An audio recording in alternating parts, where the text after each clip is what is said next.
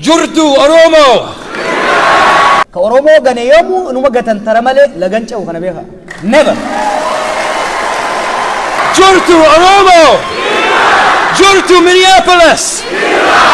Mootummaa butute empire butute jala barcuma qabuudhaaf miti gaafa kan ijaaran kanamni kanarraati shakkii tokko hin qabaatina dhiiga ijoollee keenyaatiin dhiiga isaaniitiin marree buddeen nyaachuu hin dandeenyu lubbuutitti kaffalamaa jira kana jala barcuma qabuu hin dandeenyu nuti itti himnaa hin akeekkachiifnaa dhaabbadhu jennaa yoo isaan didan nus hin duullaa isinis hin duultu. Mootummaan immoo TPLF wajjiniin nanaasaa garuu waraana bilisummaa Oromoo wajjiniin hinaasa'uu jechaa jira. Nu immoo maal jenna? Haasa'uun dirqama. Yoo kana ta'uudhaa baate namuu waraana bilisummaa Oromoo ta'uudhaaf jira dhumarratti. Kanaaf ammas nu bira dhaabbadha. Qabsoomatti jirra. Araaratti hin jiru. Barcuma nama jalatti qabuus hin jiru. Kanas yaanu kana gochuus hin dandeenyu. Utuu nuyi kana barbaanne akkamitti nu dhiiftu sin akkamitti nu dhiisuu dandeessu sin dhiiga namaati kun utuu sin nu dhiiftanii rabbiin nu dhiisu kan akkuma isin yetta waggaa lamaan dabre kana rakkoo gurguddoo keessa dabarre hedduun nurraa ajjeefame hedduun nurraa hidhame du'aaf ajjeechaa itti barannee jirra qabsoo gaafa itti seennu akka duunuuf akka hidhamnu beeyneet itti seenne saniif baay'een gaabbinu kan biraa wareegaman garaan nyaatanis garaan keenya gubatus hin gaabbinu qabsoo irratti wareegaman kan ummata keenya miidhe waggaa lamaan dabre kanatti qalbi caba keenyumaan ganamuu keenya jechuudha qalbi caba saba keenyaati jechuudha ammoo abshira dhuga qabna ka Oromo gane yomu numa gatan taramale lagancha kana beha. Never.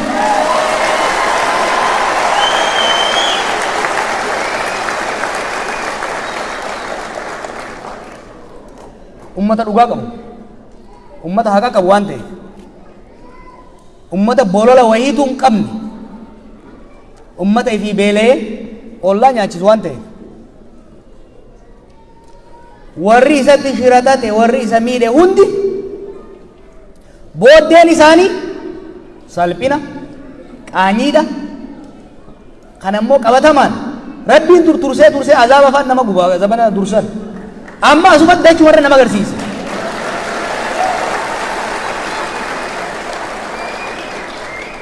these days karma works really fast ubariin deemtina fakkaate akka ajaa'iba dalaydii jechuudha kana caalaa nan dubbini nammaatti kaleessuma guyyaa kaleessaa eeguma nuyi as galleeti Oromoo irra waan gahaa jiru baay'een keessan nageessaniitu ta'a. Dheengadda kana torban kana keessa maal akka ta'aa ture baay'een keessan quba qabdu ta'a.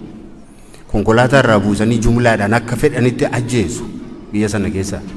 Ilma Oromoo harka isaa dudduubatti hidhaniitu rasaasaan tumanii ajjeesu. Kabajaan keenya hamma kana rukutame. Ormi kaleessa nu sodaatu har'a miidiyaatti ba'ee akka garaa isaatiitti waan barbaade nuun jedhee nutti dubbatee fayyaadhaan naqee rafee bula. Ijoolleen Oromoo gaafa sana qabsoo kana finiinsitee nuunis nu abdachiiftee mootummaa amma jiru kanas immoo jijjiirama jettee itti kennitee deebite baay'een ishee lubbuudhaan hin jirtu har'a.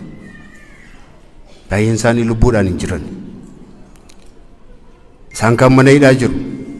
Isaan kan utuu biyyaa ba'anii utuu baqatanii galaana keessatti gammoojjii keessatti dhumaniiru.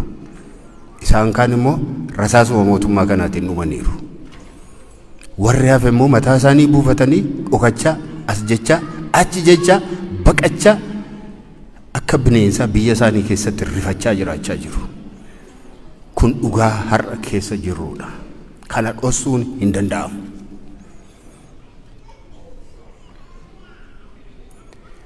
Kanaatiif nuyi ba'uun keenya anee fi Jawaar ba'uun keenya duwwaan gammachuu guutuu hin fidu. Hooggantoonni adda bilisummaa Oromoo akka jiranitti guutummaan isaanii mana hidhaa jiru.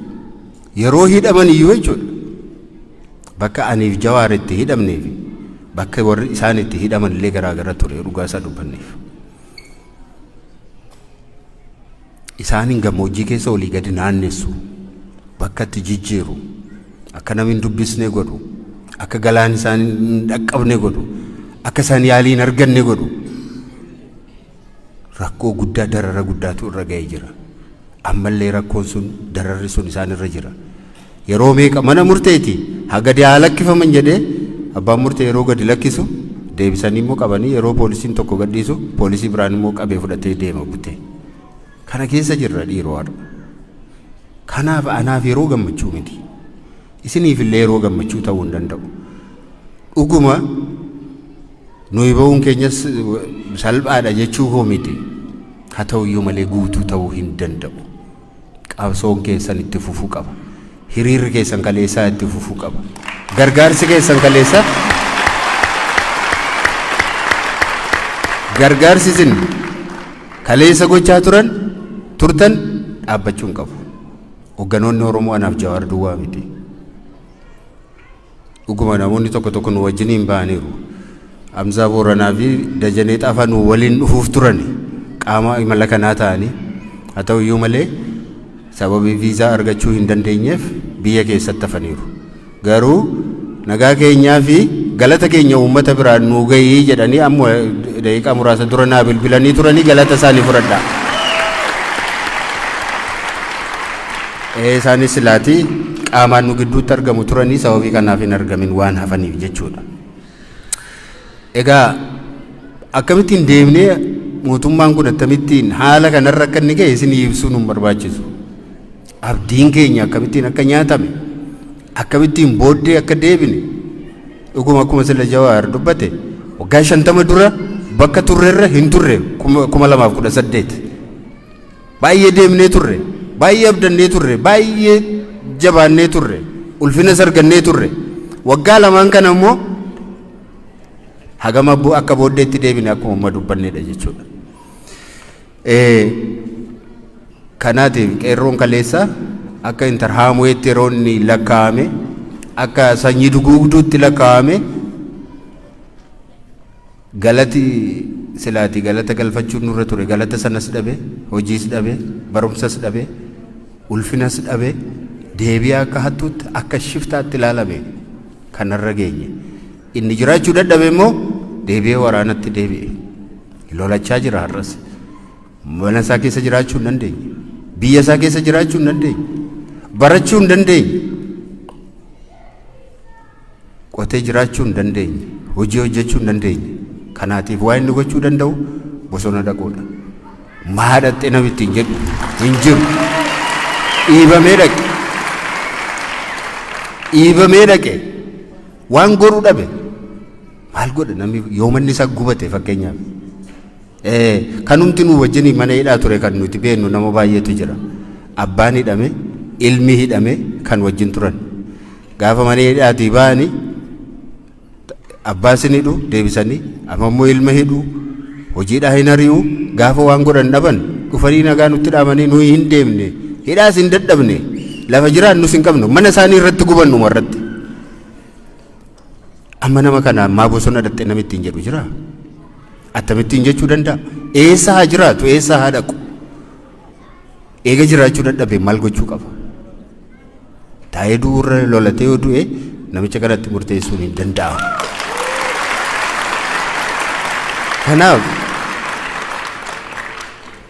Kanaaf haalli nuyi keessa jirru har'a fakkaata.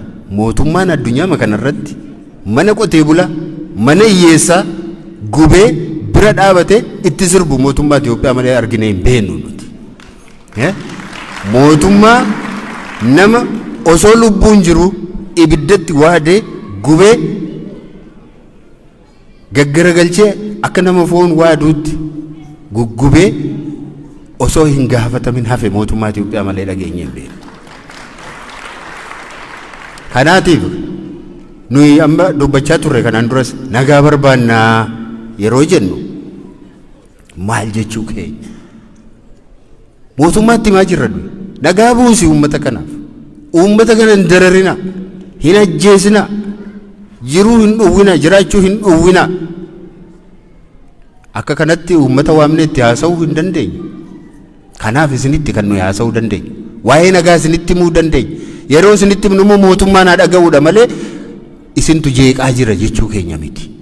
Uummatatu jeeqaa jira jechuu miti. Uummatatu mootummaan rakkisa jechuu keenya miti. Kan nuti jechaa jirru haa dhaga'u, mootummaan haa dhaga'u. Nuyi mootummaa adrees gochaa jirra. Uummata kana nagaan dhowwinii. Yoo akka kanaatti itti fufimmoo isiniin itti gaafachuudhaaf. Ilaa mootummaan nu dideera. Akeekachiifnee dadhabne, itti himnee dadhabne, gorsinee dadhabne, nu bira dhaabbadhaa jennee akkuma kaleessaa duula isin waammachuudhaaf. Qabsoo keenya sagaleessaatti deebi'uudhaaf. Qabsoo keenya isa karaa cufuutti deebi'uudhaaf. Qabsoo keenya isa mala adda addaatiin fayyadamne mootummaa isa darbe sana ittiin kuffisnetti deebi'uudhaaf ammas. Kanaaf akkasiin beektan barbaada. Akka kanaatti akkasiin nu hubattan barbaada. Gara fuulduratti maal gochuu qabna isa jedhu irratti akkasiin quba qabaachaa deemtan. Nu hojiin keenya mormituudha. Hojiin keenya mormituudha. Morkattuudha. Aangoo barbaadna. Saba keenyaaf jecha aangoo barbaadna. Mootummaa Oromoo ijaaruu barbaadne amma Jawaar dubbateera. Mootummaa mataa keenya kan Oromootiin hoogganamu, kan risoorsii Oromoo tiksu, kan biyya Oromoo tiksu, kan nagaa Oromoo tiksu, kan daangaa Oromoo tiksu, kan akkasii ijaaruu barbaadne.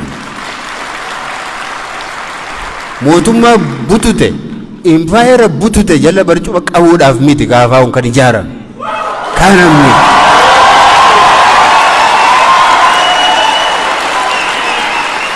kana gochaas hin jiru. Kanarraati shakkii tokko hin qabaatina. Shakkii tokko hin qabaatina.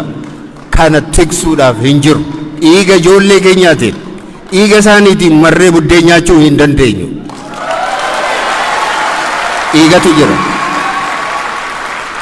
Eega nuti galma kana keessa seenneeti Oromoo meeqa du'e laata yoona? Meeqatu du'e laata? Otoo bilbiltanii gaafa sii baatan namni baay'een iddoo akkasiitti abalu du'e iddoo akkasiitti yookaan feesbuukii yoo bantan wayii tokko argitu. Lubbuutu itti kaffalamaa jira. Kana jala barcuma qabuu hin dandeenyu nuti. Hin danda'amu. Itti himnaa, hin akeekkachiifnaa, dhaabbadhu jennaa, yoo isaan didan nus hin duullaa, isinis hin duultu.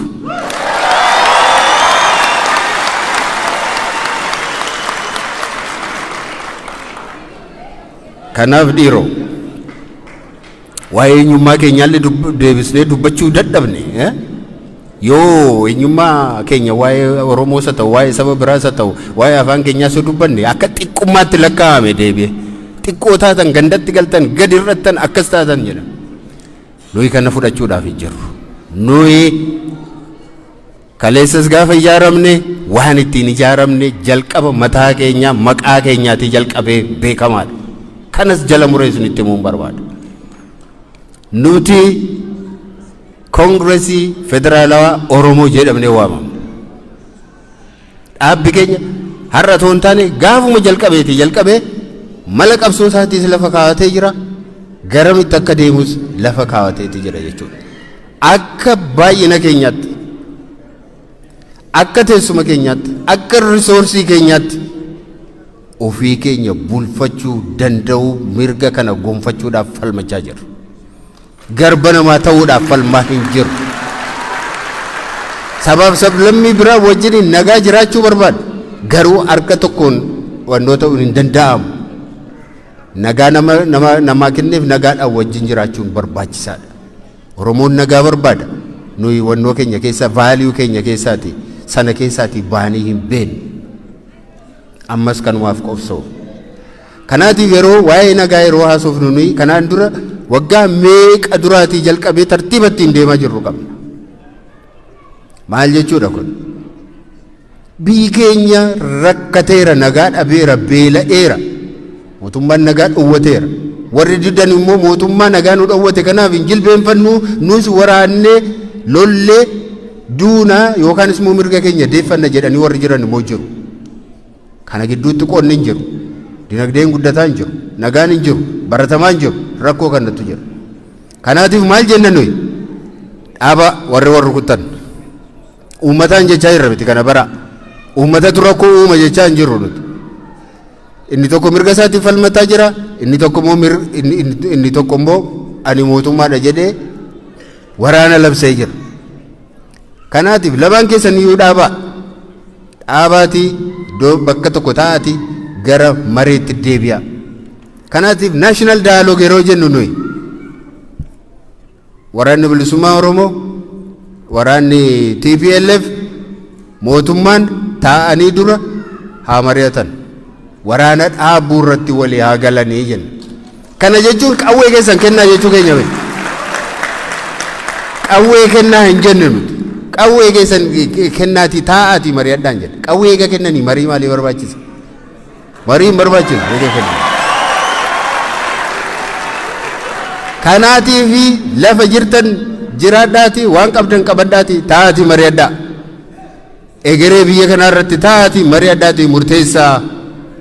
Hin baasu TPLF wajjin wal tumanii daaraa wal godhanii wal mo'uu dadhabanii tomma deebi'anii taa'uudhaaf jedhu. Mootummaan immoo TPLF wajjin hin naasaa garuu waraana bilisummaa Oromoo wajjin hin haasa'uu jechaa jira. Nu immoo maal jenna? Haasa'uun dirqama.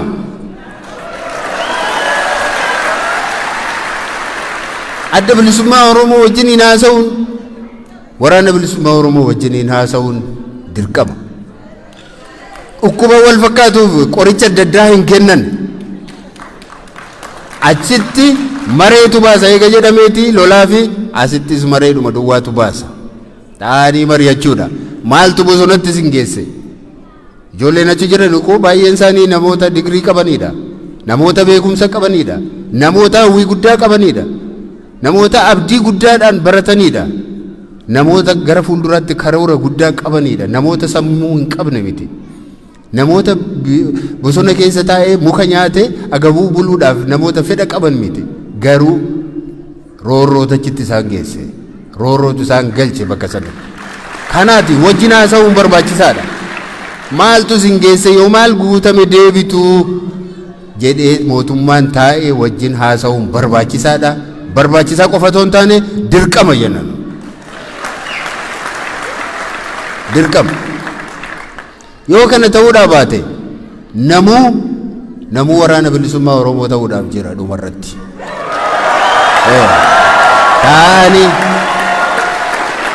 Taa'anii wajjin haasa'uun barbaachisaadha. Nagaan bu'u akka bu'u yoo barbaade mootummaan akkuma TPLF wajjiniin haasa'uu jalqabe yookaan karoorfatee jiru waraana bilisummaa Oromoo wajjinis taa'ee gaaffii isaanii keessummeessuun dirqama isa jedhu kaasuu barbaanna jechuudha. Kanaatiif qabsaa'ota yeroo tokko akka gaariitti utoo hubannee gaariidha. Namuu akkatti gara qabsootti dhufe qaba. Namuu akkatti gara qabsootti dhufe qaba. Akkuma dammaqetti dhufa namuu. Akkuma dammaqetti gatii baasaa dhufe hundumtu. Namni gatii hin baasin iddoo kana ga'e hin jiru. Namni dhiiga ilmaan isaatiin, dhiiga obbolaa isaatiin utuu du'aa jiru, utuu ajjeefamaa jiru, utuu dararamaa jiru, biyyaa bahu, utuu biyyaa bahaa jiru, karaa wajjiniin taa'ee araaramuu kan barbaadus hin jiru. Araaramiti amma taa'anii haasaanii waan walii kennanii waan walii fudhatan walirraa fudhachuudha. Haqa walii deebisuudha amma. Haqa walii deebisuu barbaachisa jechuudha. Kanaaf qabsoon keenya kana fakkaatti. Kaafaawwan yeroo nuti mana hidhaa turre paartiin keenya akka danda'e hojii hojjechaa turre. Achii sabaan akkuma Jawaar dubbate paartii keenya Oromoo fakkeessuu ture yaadi keenya. Oromoo fakkeessuu. Bifa kamiin iyyuu Oromoo haa fakkaatu.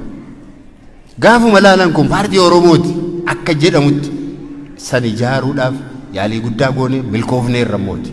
Paartiin keenyarra paartii Oromoo fakkaatu bifa kamiin illee qeequun hin danda'amu dhugaa isaa dubbanne.